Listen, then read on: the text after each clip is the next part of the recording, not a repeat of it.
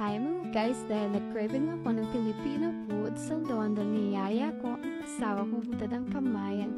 Ayan, nag-order ako ng escabeching bangus, adobo sa mga bata, chicken adobo, paborito nila yan. Ayan, sarap na sarap sila.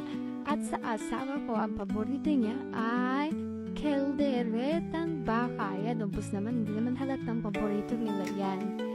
Ayan.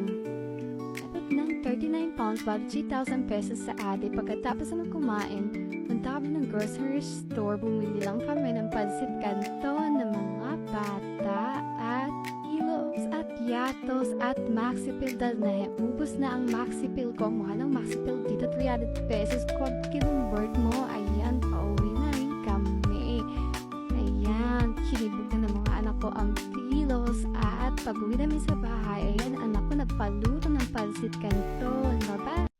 Hi mga guys, dahil nag-craving ako ng Filipino food sa London, niyaya ko ang asawa ko punta ng Kamayan.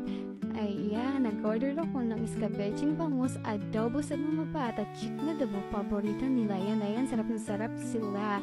At sa asawa ko, ang paborito niya ay kelderetang baka. Ayan, ubos naman, hindi naman halatang paborito nila yan. Ayan.